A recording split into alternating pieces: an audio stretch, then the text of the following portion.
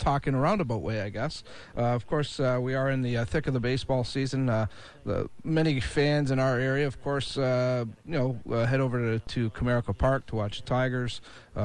Some fans travel all over the place, as did one gentleman in our city, and that was Todd Shearon, who visited, I'm not sure how many parks it was, but he wrote a book about it, and he joins us on the show. Good morning to you, Todd. Good morning, Don. How's it going? Not bad. It was 29 stadiums in 29 days? It was actually all 30 Major League Baseball stadiums in 28 days. In 28 days? Double. Comes for sure. Some people are saying you're just sick. I am. A little over, I swing for the fences, I guess is the best way to put it. And that was just a goal. The whole trip was based on my brother, who battles social anxiety disorders, and it was initially just for ourselves to go do this for something we wanted to do together. And then when we attached the possibility of a world record to it, it gave us a little bit of steam to help create awareness for, breaking stigmas of mental disorders and such. All right. Well, great cause for sure, Todd. But tell us about the 30 stadiums in 28 days, how you accomplished it, and, putting a book together.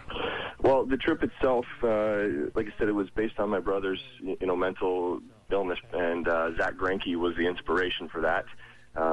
Basically my brother's mindset was, if this guy can pitch in the majors and he has the same problem as me, I shouldn't have a problem going just to watch ball games. Where a guy like Greinke gets battered by the fans every day, you think it would make that kind of a situation even harder. And he did leave the league for a while. So we used that as our inspiration, and Vernon Wells kind of got involved and signed a ball that said, don't be scared, face your fears, do what's right, and go out there and face the battle and win. So we made a plan to do this trip. Never thought we'd get past the first two games. As my brother had never been on a flight before, that kind of thing.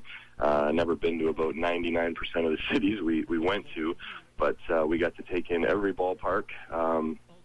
The planning was, done with a little advance notice, but a lot was done on the fly, and you learn really quickly that you can't control anything. It just happens the way it does, and that's right down to people you meet, how they can affect your day, a train delay or a flight canceled. All these things came into play when it was about trying to attain a record. You have to be there for the first pitch and the last pitch, and not miss a moment in between. And that's a very difficult thing. But when you're dragging around somebody who is afraid of things and doesn't want to get on a subway or get on a bus or never been on a plane, it makes it a little outrageous. Even for me as a normal individual who doesn't have severe anxiety disorder, that's a hell of a trip. It was the greatest thing in my life, and it was a struggle as well. It was a great idea and stupid idea at the same time. No, I think it's all great, actually, Todd, and I give you a lot of kudos for doing it and accomplishing it. And how many people can say they've been to all 30 stadiums? I think that in itself is I know Kyle, my co-producer here, he's a huge sports fan. He's just like probably in awe and envy of you right now, because I know I'd like to get to every stadium as well. I'm a stadium junkie that way. But the book, then, how does that come about, Todd? And obviously you wrote about all these experiences. Well, the book, as we went, we kept notes and whatnot. We took a lot of video, and the idea was to kind of do a two-halfer, my side and my brother's side, because, I'm helping him deal with and he's dealing with. But writing a book is a very intense, thing to put yourself into. It took me a good couple years or more to really get it right, and I've been kind of tweaking it since. The way the things go down, you want to talk about anxiety. As I wrote this book and got it together, I got a publishing deal with a company named Vantage Point out of New York last summer, and put all the rest of my life savings into this project to get it out. And I